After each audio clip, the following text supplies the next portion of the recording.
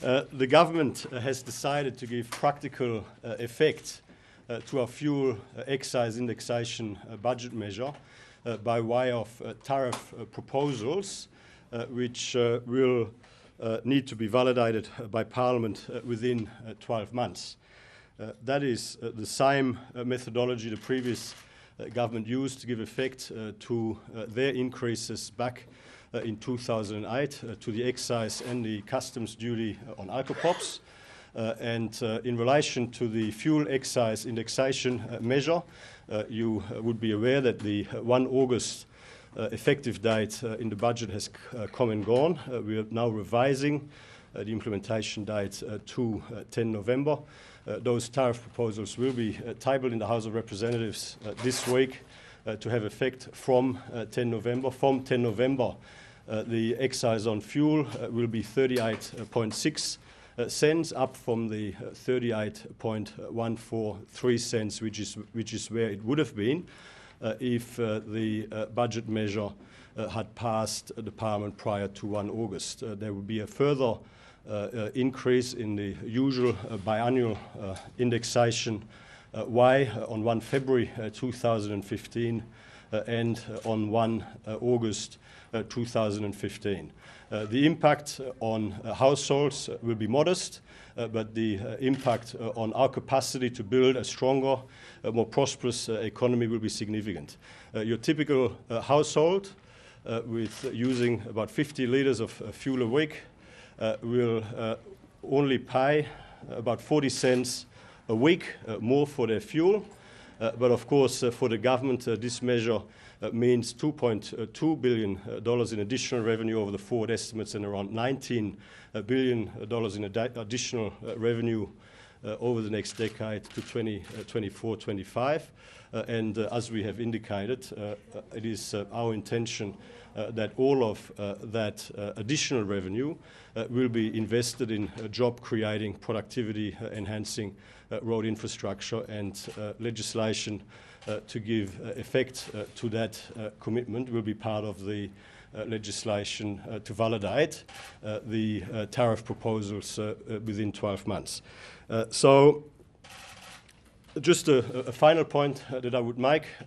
Obviously, there is interaction between any increases in the excise on fuel and various other arrangements, such as the fuel tax credit scheme, the clean fuels grant scheme, and the ethanol production grant scheme. The government will move to legislate to ensure that there is no negative cash flow effect, there is no negative financial impact on those individuals and businesses that are eligible for the fuel tax credit or for fuels grants and ethanol production grants, and that legislation will be put to the Parliament with a view of having it passed by the end of the spring session of Parliament. Happy to take questions. So, if you are unable to validate this within 12 months, is it a case that the revenue would have to be refunded to the fuel companies or the motorists? Well, we're very confident that it will be validated within 12 months. However, the question for Bill Shorten and the question for Christine Milne is whether in 12 months' time they want the additional revenue collected through this measure to be refunded to fuel manufacturers or fuel importers, or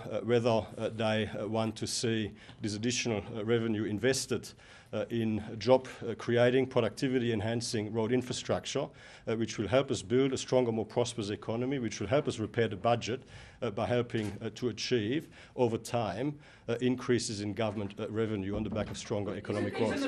Andrew. Isn't the practical effect that in a year's time, if you haven't had this validated, you could have millions of motorists presenting the ATO with shoe boxes full of receipts which they expect to be recouped?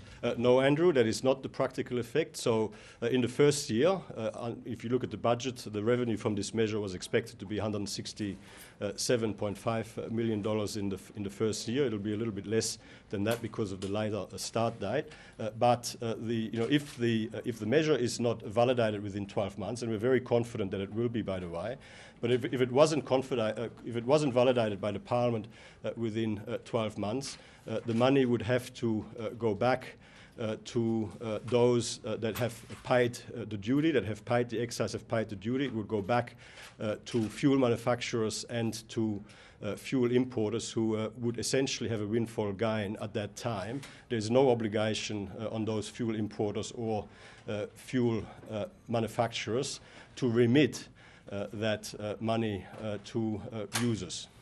Senator Cormann, isn't this just an admission that you don't have the numbers for it now, and you're hoping that when at the end of that 12 months, because the money is now in the Treasury, that the other parties will just simply not come at sort of handing the money back? Well, this is a very important structural reform. It is a structural reform that will help us put our budget on a more sustainable foundation for the future. It will help us build a stronger, more prosperous economy. We believe that having collected the revenue over a period of up to 12 months, that even the Labor Party and the Greens will finally see sense. I mean, if I see Craig Emerson, former Labor Cabinet Minister, one more time, singing the praises and singing the virtues of what a sensible public policy reform fuel excise indexation is, I'm going to start throwing things at the television. But the serious point here, though, is this is a very important structural reform.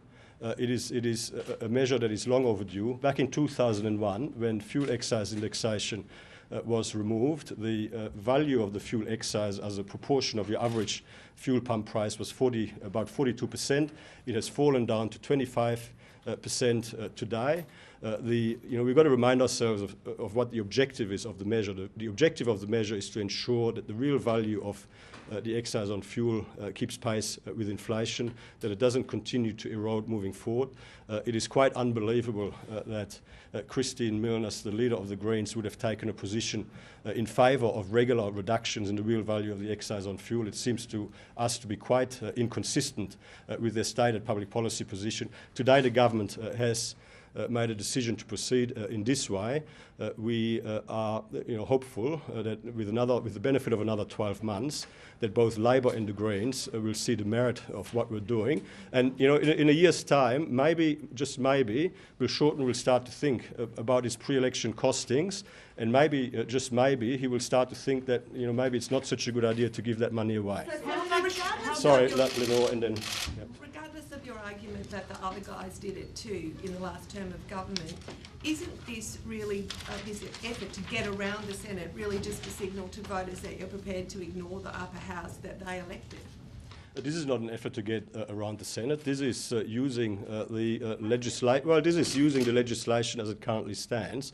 This is using the powers and authority that the government has, courtesy of relevant legislation, and of course, as is required by that legislation, the Senate and the House of Representatives will have the opportunity to validate the decision that we've taken within 12 months. Now, the important point here is that the effect of those tariff proposals, the effect of tabling those tariff proposals in the House of Representatives this week, is that the Tax Office and the Customs Service will be able to start collecting the adjusted rate of fuel excise and duty. And of course, consistent with all of the relevant legal requirements, it'll be up to the Parliament within 12 months to make a decision on whether or not to validate. We're very confident that the Parliament will validate. Chris, and then... How much money have you lost through the delay, and the 2.2 billion that you've got here, that takes into account the loss, doesn't it? Well, it's about $2.2 billion in fiscal terms, the money that we've lost so far. It's a measure that starts slow and builds over time. 35 million is what we've lost as a result of not having the measure passed in time for the 1 August implementation date. But given the revenue that this measure will collect over the next decade, $19 billion or thereabouts, so that's really just a rounding error. But it is 35 million lost, and that it will collect the 2.2 billion. It is expected to collect. Into account the 35 million. Well, the 35 million is obviously a very small figure. It is expected to collect about 2.2 billion over the four estimates. Chris, this is essentially a game of chicken with Labor and the Greens, just saying back us, or next year we'll say that you handed $160 million to Big Oil. Well, this is the government, giving effect to our budget measures. We said that we delivered the budget Australia needed to protect our living standards, to build opportunity and prosperity for the future. We said that we would continue to implement all of the budget measures in an orderly and methodical fashion. This is doing exactly that. We're using the authority that the government has on the relevant legislation to give effect to this budget measure. The Parliament will have the opportunity to validate our decision within 12 months.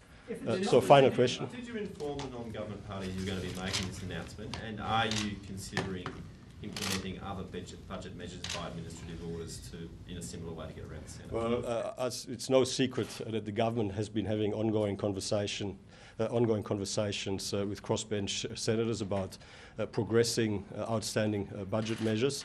I'm not going to go into the detail of those conversations, and I will let them talk for themselves.